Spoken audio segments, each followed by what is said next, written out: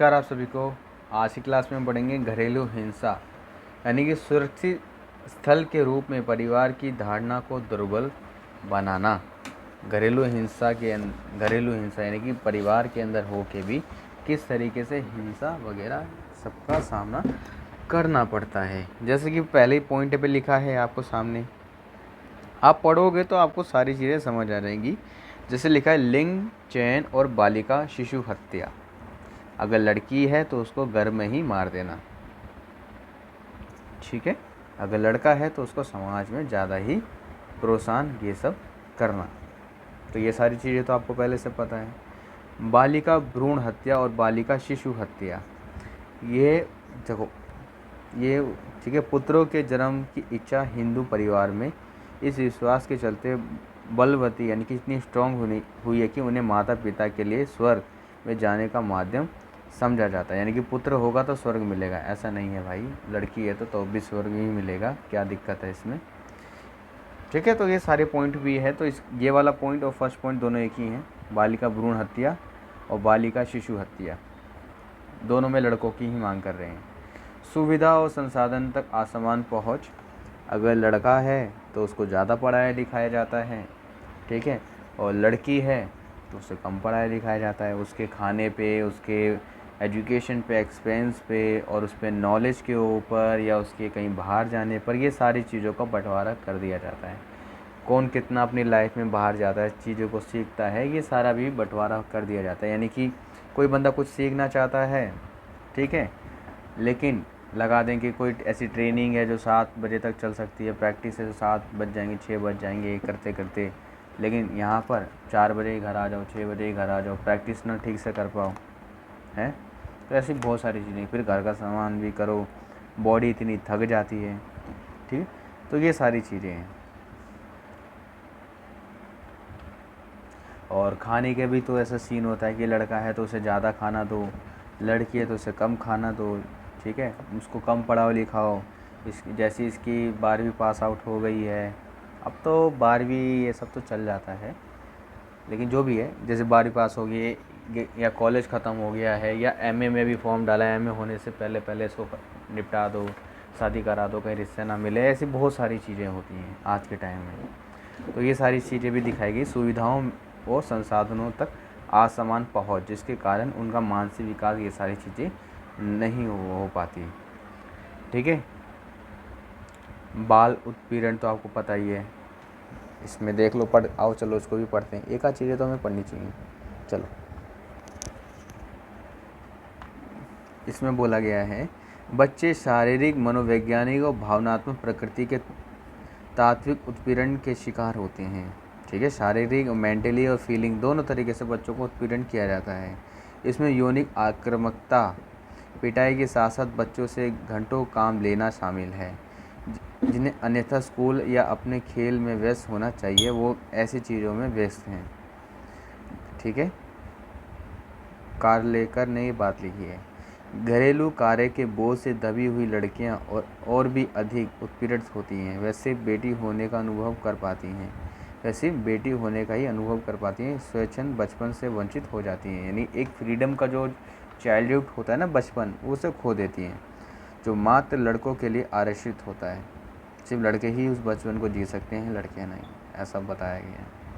बच्चों का यौन उत्पीड़न बाल उत्पीड़न का एक तेज़ी से फैलने वाला स्वरूप, जिसके बारे में मुश्किल से ही कभी बात की जाती है।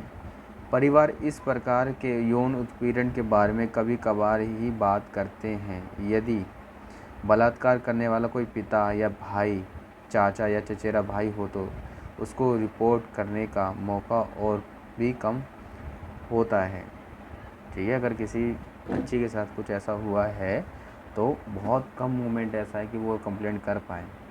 विशेष रूप से भारतीय संदर्भ में, हालांकि लड़कियों के यौन उत्पीड़न की शिकार होने की अपेक्षाकृत अधिक संभावना होती है कि छोटे लड़कों की यौन उत्पीड़न के व्यापक मामले से भी इनकार किया जा सकता है।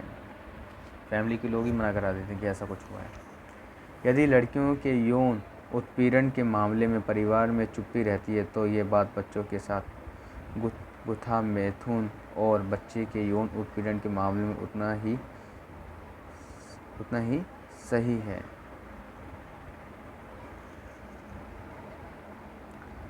ठीक है, इसमें बताया गया कि परिवार ही इसको या लोग मान लेते कि सही है, लेकिन ये चीज़ें सही नहीं है, ये बिल्कुल भी सही नहीं है, पूरी तरीके से गलत है। और इस चीज़ को मानो, अगर कोई व्यक्ति गुतामैथुन यानी इसको शायद अनल सेक्स बोलते हैं, ठीक है, अनल सेक्स बोलते हैं, और क्या था, और सोडोमी इसको ये भी कहा जाता है, ये नोट कर लेना आप सब, ठीक है।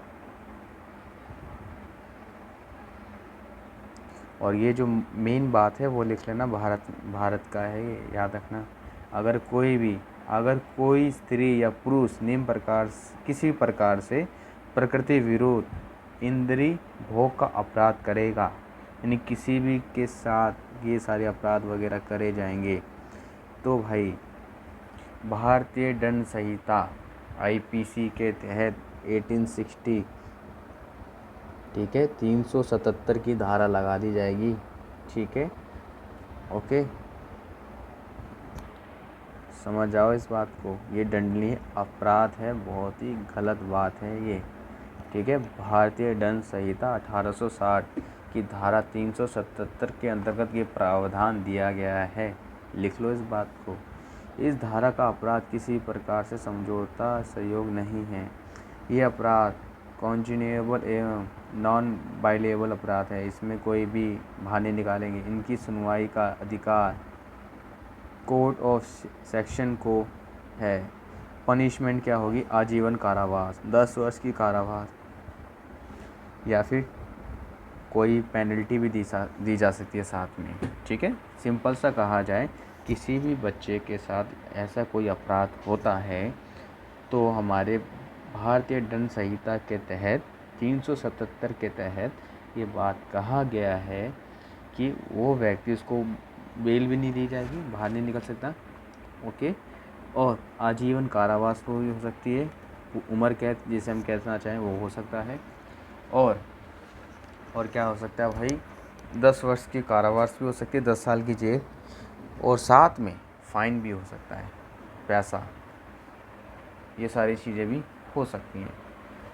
चलिए, ये जो भी हो रहा है ये बहुत गलत है, जो मतलब इसमें तो भाई जानकारी दी है कि हमारे इंडियन सोसाइटी में क्या क्या हो जाता है, लोगों बच्चे दिमाग में क्या क्या घुस जाती हैं बातें। अब दूसरा है यौन उत्पीड़न, ठीक है, और एक चीज़ को ध्यान रखें, किसी के साथ यौन उत्पीड़न होता है, इसके अंदर आप, ठीक है, 2013 की आईपीसी, ठीक है, आईपीसी धारा जो है 354A के तहत कार्रवाई की जा सकती है। इसमें तो रेप का केस ठोक देते हैं, इसमें भी कार्रवाई की जा सकती है, ठीक है। 354A, इसमें सारे कानूनी, यानी कि जो बंदा है उसको अपराधी मान लिया जाएगा, उसको सजाएं हो सकती है।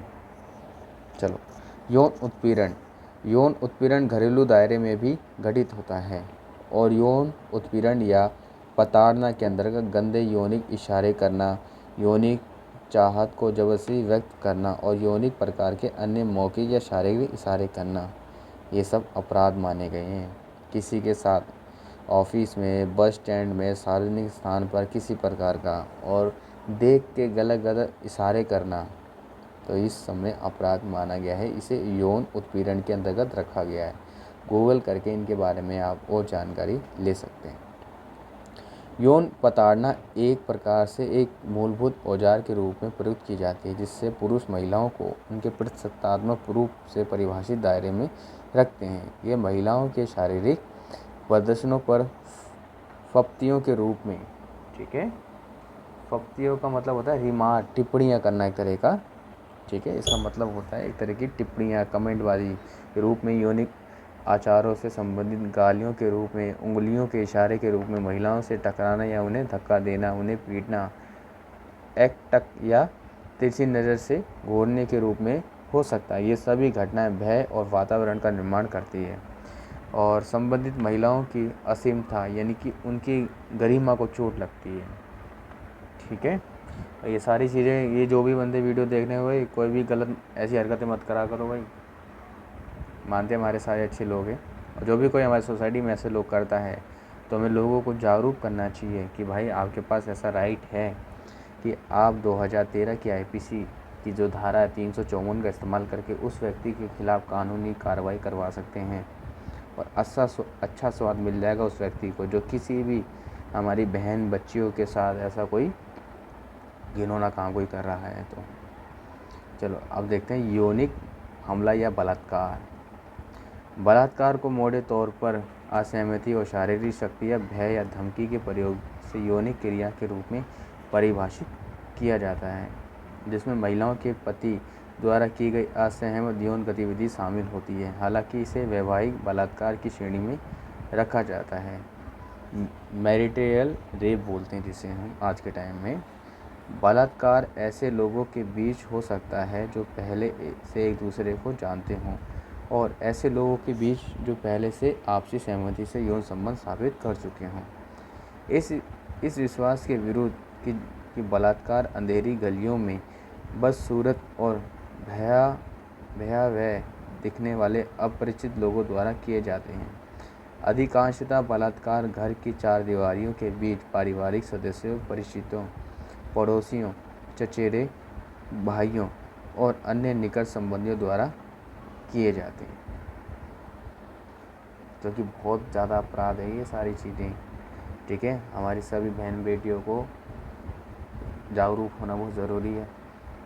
बहुत सारे आप 3 और रेप की बहुत सारी धाराएं हैं, मैं आपको बता देता हूँ, चाहो तो आप गूगल भी कर सकते हो।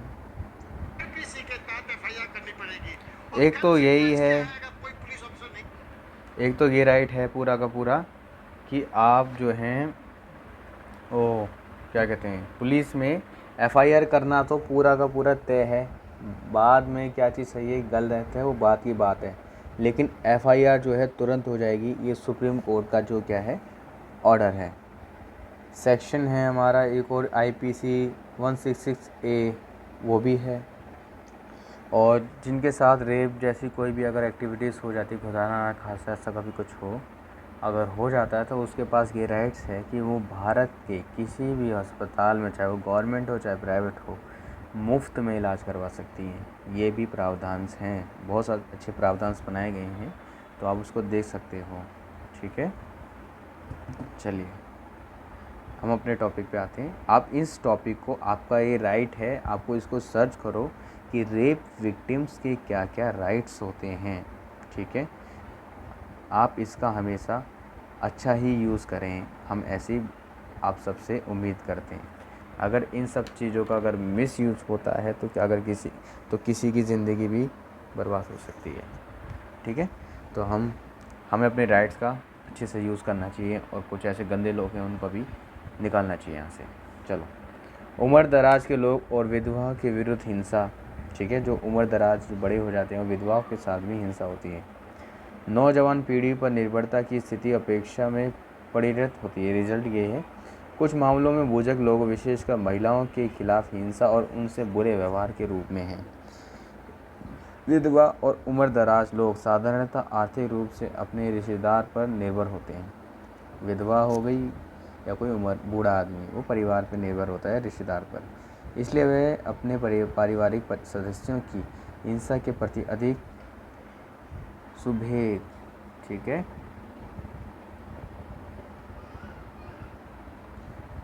होते हैं। ठीक है, जिसमें अधिकतर सास, ससुर, बेटे, बहू और अन्य रिश्तेदार शामिल होते हैं। इन सब पे वो निर्भर होते जाता है। वैधव्य, ठीक है, यानी कि इसका मतलब है कोई ऐसा कपल जो कानूनी रूप से शादीशुदा है, जिन्होंने कानून का सहारा लेके शादी करी है, वैसा कपल महिलाओं को शोषण और हिंसा के नए स्वरूप और नए जाल के समक्ष खड़ा कर देता है। पितृसत्तात्मक समाज में विधवाओं को एक शाप और एक अपशगुन समझा जाता है और उनकी आवाजाही तो तमाम तरीक़ों से निषिद्ध किया जाता है, यानी कि उनको अब तो पूरी तरीके से रोक लगा दो भाई, अब कुछ भी। विधवाओं की यौनिकता, वेन्यूरेबिलिटी, असुरक्षित यौनिकता, व्यापक, क्या लिखा है, व्यापक रूप से प्रभावित है। वे अपने दाम्पत्य, इसका मतलब होता है मैरिड, जहाँ पे उसकी शादी हुई है, मैरिड, परिवार में ही यौन उत्पीड़न का शिकार बनने को सताया हुआ, ये सारी चीज़ें वो महसूस करती हैं। यानी कि मान लो किसी लेडी है, उसकी शादी हो जाती है, उसका हस्बैंड नहीं है, तो उसी वही वाले लोग, उस घर के लोग ही उसका साथ क्या करते थे, रेप वगैरह वाली एक्टिविटी कर देते हैं। कभी कभी तो सास ससुर द्वारा वेश्याकृति तक में धकेल दिया जाता है।